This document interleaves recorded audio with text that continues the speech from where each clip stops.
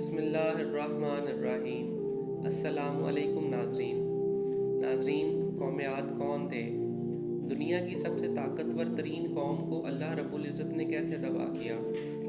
اور قرآن مجید فرقان حمید میں قوم عاد کے حوالے سے کیا ارشاد فرمایا؟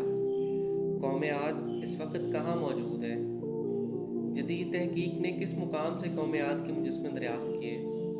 یہی ہماری آج کی ویڈیو کا موضوع ہوگا، اور آج ہم آپ کو کھجور کے درختوں کے برابر قد اور مضبوط ترین جسامت رکھنے والی قوم عاد کی داستان سنائیں گے۔ مگر ویڈیو میں آگے بڑھنے سے پہلے اگر آپ ہمارے چینل پر نئے ہیں تو برائے مہربانی ہمارے چینل اسلامک اسٹوڈیو کو سبسکرائب کریں، جہاں آپ کو بالخصوص اسلامک ہسٹری اور بالعموم دنیا بھر کی منفرد معلومات پر مبنی ویڈیوز ملتی رہیں گی۔ ناظرین، بحر عرب اور بحر احمر کے درمیان عرب کے شمال اور جنوب میں دونوں جانب یعنی عمان، خضر موت، بحرین اور مغربی یمن تک ایک وسیع صحرا ہے، جسے صحرائے الحقاف کے نام سے یاد کیا جاتا ہے۔ الحقاف حقف کی جمع ہے، جس کے لغوی معنی ریت کے بلند و بالا اور وسیع و عریض ٹیلے کے ہیں۔ اس بیابان صحرا میں سفر کرنا تو دور کی بات، اس کے اندر قدم رکھنے کا بھی تصور نہیں کیا جا سکتا۔ موت کی اس وحشتناک وادی کی جانب رخ کرنا خودکشی کے مترادف ہے۔ یہی وجہ ہے کہ مقامی بدوؤں سے لے کر مہم جو سیاحوں تک کوئی بھی اس صحرا کے قریب جانا پسند نہیں کرتا۔ سفید اور باریک ریت کے ہزاروں فٹ اونچے پہاڑوں میں اگر کوئی شے پھینکی جائے تو وہ لمحوں میں غرق ہو جاتی ہے اور ریت کی سطح پر جنبش تک نہیں ہوتی۔ یہ صحرا اللہ رب العزت کی کھلی نشانیوں میں سے ایک ہے اور اہل دنیا کے لیے نشان عبرت بھی۔ الحقاف نامی اس بھیانک وادی کو دیکھ کر یہ گمان نہیں کیا جا سکتا کہ یہ کسی زمانے میں دنیا کا سب سے سرسبز و شاداب علاقہ تھا، جہاں بے شمار پھلوں اور پھولوں کے وسیع باغات، ٹھنڈے پانی کے چشمے، آبشاریں اور بلند و بالا عمارتیں تھیں، جس میں دنیا کی سب سے طاقتور، مالدار اور شاندار تمدن رکھنے والی قوم عاد آباد تھی۔ یہ دنیا کے سب سے بڑے، قد آور اور زوراور انسان تھے۔ اتنے طاقتور لوگ اللہ پاک نے پھر پیدا نہیں کیے، جیسا کہ اللہ جل شانہ قرآن مجید فرقان حمید میں ارشاد فرماتے ہیں۔ ان جیسی کوئی قوم اور ملکوں میں پیدا نہیں کی گئی۔ خضر موت اور نجران کے درمیانی علاقے الحقاف میں قوم عاد کے 13 قبائل آباد تھے۔ قوم عاد کے الحقاف میں رہنے کے متعلق قرآن مجید فرقان حمید میں اللہ رب العزت ارشاد فرماتے ہیں: ہود کو یاد کرو جب اس نے اپنی قوم کو الحقاف میں ڈرایا۔ ناظرین، علامہ جلال الدین سیوطی رحمۃ اللہ علیہ اپنی تفسیر در منشور میں تحریر کرتے ہیں کہ قوم عاد نہایت زوراور اور بہادر قوم تھی۔ یہ بت پرست تھے۔ ان کے 2 بتوں کے نام حمود اور حب بیان کیے گئے ہیں۔ ابن کثیر نے اپنی تفسیر میں تیسرے بت کا نام صمد بھی بیان کیا ہے۔ ناظرین، عاد ایک قدیم عربی قوم ہے جس کا ذکر قرآن مجید فرقان حمید میں سورہ ہود اور سورہ فجر میں آتا ہے۔ اس قوم پر حضرت ہود علیہ السلام کو نبی بنا کر بھیجا گیا تھا۔ جب اس قوم نے شرک اور بت پرستی ترک نہ کی تو اللہ رب العزت نے عذاب نازل کر کے اسے تباہ و برباد کر دیا۔ اس قوم کے تذکرے کو کہانی سمجھا جاتا تھا، مگر اسی صدی میں اس کے مرکزی شہر ارم، عربی میں ارم ذات العماد اور انگریزی میں ابر، وابر اور ارم کے آثار برآمد ہوئے ہیں، جو عربی الخالی کے اس حصے میں ہیں جو آج کل عمان میں شامل ہے۔ عاد اصل میں حضرت نوح علیہ نبینا علیہ السلام کی چوتھی پشت سے تھے۔ عاد بن اوس بن ارم بن سام بن نوح، اور ان کے نام پر اس قوم کو پکارا جاتا ہے، یعنی اس قوم کا نام ان کے جد امجد کے نام پر تھا۔ قوم عاد کو مشہور روایات کے مطابق ایک عظیم آندھی سے تباہ کیا گیا تھا۔ قرآن کے مطابق یہ قوم دنیا اور آخرت دونوں میں اللہ رب العزت کی رحمت سے محروم ہے۔ ناظرین، جدید تحقیق کے مطابق یہ قوم 3000 سال قبل مسیح سے لے کر پہلی صدی عیسوی تک موجود تھی۔ ان کو 1000 ستونوں والے شہر کی قوم بھی کہا جاتا ہے۔ ناظرین، حضرت ہود علیہ السلام ایک طویل عرصے تک اپنی قوم کو واعظ و نصیحت کرتے رہے۔ کبھی وہ انہیں اللہ کی عطا کردہ نعمتوں کی یاد دلاتے تو کبھی عذاب الہی سے ڈراتے، مگر وہ بہرے اور اندھے بنے رہے۔ تاریخی کتب میں ہے کہ حضرت ہود علیہ السلام مسلسل 50 سال یا اس سے بھی زیادہ درس و نصیحت میں مصروف رہے۔ قوم عاد کے 13 قبائل میں سے لقمان اور خلجان نامی قبائل نہایت طاقتور تھے اور انہیں حکمران کی حیثیت حاصل تھی۔ حضرت ہود علیہ السلام نے جب دعوت حق دی اور کفر و شرک چھوڑ کر ایک اللہ کی بندگی کی طرف بلایا تو لقمان قبیلے نے سخت مزاحمت کی اور حضرت ہود علیہ السلام کے دشمن ہو گئے۔ اس کے برعکس دوسرے قبیلے خلجان نے حضرت ہود علیہ السلام کی باتوں پر غور و خوض کیا اور ان میں سے اکثر جلد ہی آپ کی دعوت کو قبول کر کے ایمان لے آئے۔ حضرت ہود علیہ السلام نے اپنی قوم کو راہ حق پر گامزن کرنے کی ہر ممکن کوشش کی، مگر قوم نے ان کی دعوت قبول کرنے سے انکار کر دیا تو بالآخر انہوں نے بارگاہ رب العزت میں دست دعا دراز کیے، جسے قرآن کریم میں یوں بیان کیا گیا ہے: اے پروردگار، انہوں نے مجھے جھوٹا کہا ہے، تو میری مدد فرما۔ اللہ نے اپنے نبی کی فریاد کے جواب میں فرمایا: اے نبی، بہت جلد یہ اپنے کیے پر پچھتائیں گے۔ ناظرین، اللہ رب العزت نے اپنے نبی کی دعا قبول فرمائی اور قوم عاد پر عذاب کی ابتدا ہو گئی۔ بادلوں کے فرشتے کو حکم دیا گیا کہ اب بارش نہ برسائی جائے۔ چشموں کے فرشتے کو حکم دیا گیا کہ اب ان کے ٹھنڈے، میٹھے اور شفاف پانی سے لبریز چشموں اور آبشاروں کو خشک کر دیا جائے۔ ناظرین، روایات میں آتا ہے کہ دیکھتے ہی دیکھتے ان کے سرسبز و شاداب کھیت سوکھنے لگے اور مویشی مرنے لگے، یہاں تک کہ یہ لوگ پینے کے پانی تک کو ترسنے لگے۔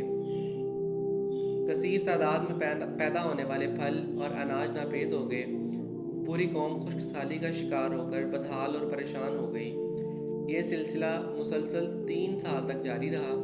حضرت ہود علیہ السلام نے اپنی قوم کی یہ حالت دیکھی تو پریشان ہو گئے۔ آپ بہت افسردہ اور پریشان رہنے لگے۔ پھر ایک دن انہوں نے اپنی قوم سے فرمایا: اے میری قوم کے لوگو، تم اپنے پالنے والے سے بخشش مانگو، اس کے آگے توبہ و استغفار کرو، وہ تم پر آسمان سے بارش برسائے گا اور تمہاری طاقت و قوت میں اضافہ فرمائے گا، اور دیکھو گناہ گار بن کر روح گردانی نہ کرو۔ قرآن کریم اور احادیث مبارکہ میں توبہ و استغفار کے بڑے فوائد بیان کیے گئے ہیں۔ ناظرین، ابن ماجہ اور ابو داؤد میں حدیث مبارکہ ہے کہ جو پابندی سے استغفار کرتا ہے، اللہ رب العزت اس کے لیے ہر فکر سے کشادگی اور ہر تنگی سے راستہ بنا دیتا ہے اور اسے ایسی جگہ سے روزی دیتا ہے جو اس کے وہم و گمان میں بھی نہیں ہوتی۔ بہرحال حضرت ہود علیہ السلام کے لاکھ سمجھانے کے باوجود اس قوم پر کوئی اثر نہ ہوا، بلکہ نہایت ڈٹھائی کا مظاہرہ کرتے ہوئے کہنے لگے: ہم محض تیرے کہنے پر اپنے آباء و اجداد کے اور اپنے ان معبودوں کو نہیں چھوڑ سکتے جو ہمارے آباء و اجداد سے چلے آ رہے ہیں۔ قرآن کریم نے اسے یوں بیان کیا ہے: اے ہود، تمہارے پاس کوئی دلیل تو ہے نہیں، ہم صرف تمہارے کہنے سے نہ اپنے معبودوں کو چھوڑنے والے ہیں نہ تم پر ایمان لانے والے، بلکہ ہم تو یہ سمجھتے ہیں کہ ہمارے کسی معبود نے تمہیں آسیب زدہ اور دیوانہ کر دیا ہے۔ ناظرین، عذاب الہی کے ابتدائی مراحل میں خشک سالی نے قوم عاد کی حالت ابتر کر دی۔ ان کے سرداروں اور دانشوروں نے اس سے نجات پانے کے لیے مختلف تدابیر پر غور و خوض شروع کر دیا۔ یہ بات بڑی حیران کن ہے کہ پچھلی قوموں کو جب بھی کوئی مشکل آ گھیرتی تو وہ اس سے نجات کے لیے حجاز مقدس کا سفر کرتے اور بیت اللہ شریف میں جا کر اللہ کے آگے آہوزاری کرتے۔ یعنی کافر قومیں بھی اس حقیقت کو تسلیم کرتی تھیں کہ اس ارض و سما میں ایک لافانی قوت موجود ہے، مگر اس کے باوجود جب نبی اور رسول یہ بات کہتے تو ان کی عقل پر پردہ پڑ جاتا۔ قوم عاد کے سرداروں نے بھی یہی فیصلہ کیا کہ قوم عاد کے سرکردہ افراد بیت اللہ شریف میں جا کر اندیکھے خدا کے سامنے فریاد کرتے ہیں۔ چنانچہ مختلف قبائل کے سرداروں نے اور دیگر اہم افراد پر مشتمل 70 افراد کا ایک وفد حجاز مقدس روانہ ہوا۔ اس زمانے میں مکہ مکرمہ پر قوم عمالیق کی حکمرانی تھی، جس کا سردار معاویہ بن بکر تھا۔ معاویہ کی والدہ قوم عاد سے تعلق رکھتی تھی۔ ویسے بھی معاویہ بن بکر قوم عاد کی شان و شوکت سے بڑا مرعوب تھا، چنانچہ اس نے وفد کی بڑی خاطر مدارت کی اور اسے بڑے عزت و احترام سے اپنے ہاں ٹھہرایا۔ تبری کی روایت کے مطابق اس وفد میں 2 افراد مرشد بن سعد اور لقمان بن لکیم صاحب ایمان اور حضرت ہود علیہ السلام کے پیروکار تھے۔ غالباً ان کا تعلق قبیلہ خلجان سے ہوگا۔ ان دونوں کے علاوہ باقی سب کافر اور بت پرست تھے۔ معاویہ نے ان کے اعزاز میں رقص و سرور کی محافل کا اہتمام کیا اور تقریباً 1 ماہ تک یہ لوگ اپنے آنے کے مقصد کو فراموش کر کے عیش و عشرت اور شراب و شباب کی محافل میں مدہوش رہے۔ جب ان کا قیام طویل ہو گیا تو معاویہ بن بکر کو ان کے واپس جانے کی فکر لاحق ہوئی۔ کافی سوچ بچار کے بعد اس نے ناچنے گانے والیوں کے ذریعے چند اشعار کی صورت میں انہیں ان کے آنے کا مقصد یاد کروایا، جس پر وفد کو ہوش آیا۔ تاریخی کتب میں درج ہے کہ اس موقع پر وفد میں شامل مرشد اور لقمان نے ایک بار پھر انہیں سمجھانے کی کوشش کی۔ جو حضرت ہود کہتے ہیں اس پر ایمان لے آؤ، مگر وہ نہ مانے۔ وفد بیت اللہ شریف گیا اور بارش کی دعائیں مانگنی شروع کر دیں۔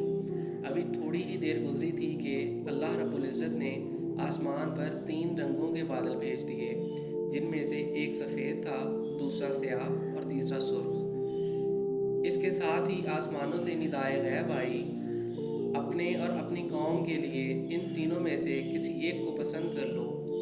چنانچہ وفد نے سوچ بچار کے بعد سیاہ بادل کو اپنے لیے پسند کیا، جس کے ساتھ ہی سرخ اور سفید ٹکڑے آسمان سے غائب ہو گئے اور ابر سیاہ آہستہ آہستہ آسمان پر چھانے لگا۔ یہ لوگ اپنی دعا کی قبولیت پر بڑے خوش تھے اور سمجھتے تھے کہ اب خشک سالی ختم ہو جائے گی۔ ناظرین، روایات میں آتا ہے کہ پوری قوم نے خوشیاں منانی شروع کر دیں، مگر حضرت ہود علیہ السلام سمجھ گئے تھے کہ یہ عذاب الہی ہے، لہٰذا انہوں نے ایک بار پھر اپنی قوم کو مخاطب کرتے ہوئے فرمایا، اے میری قوم، یہ اللہ کا عذاب ہے جو تم پر نازل ہوا چاہتا ہے۔ پھر انہوں نے اللہ کا پیغام انہیں سنایا، نہیں بلکہ دراصل یہ ابر وہ عذاب ہے جس کی تم جلدی کر رہے تھے۔ یہ ہوا کا طوفان ہے جس میں دردناک عذاب چلا آ رہا ہے، جو اپنے رب کے حکم سے ہر چیز تباہ کر دے گا۔ ناظرین، حدیث شریف میں آتا ہے کہ اماں عائشہ صدیقہ رضی اللہ تعالیٰ عنہ نے حضور نبی کریم رؤوف الرحیم صلی اللہ علیہ وآلہ وسلم سے پوچھا، یا رسول اللہ صلی اللہ علیہ وسلم، لوگ تو بادل دیکھ کر خوش ہوتے ہیں کہ اب بارش ہوگی، مگر آپ کے چہرے پر اس کے برعکس تشویش کے آثار نظر آتے ہیں۔ آپ صلی اللہ علیہ وآلہ وسلم نے فرمایا، عائشہ، اس بات کی کیا ضمانت ہے کہ اس بادل میں عذاب نہیں ہوگا، جبکہ ایک قوم ہوا کے عذاب سے ہلاک کر دی گئی تھی۔ اس قوم نے بھی بادل دیکھ کر کہا تھا کہ یہ بادل ہے جو ہم پر بارش برسائے گا۔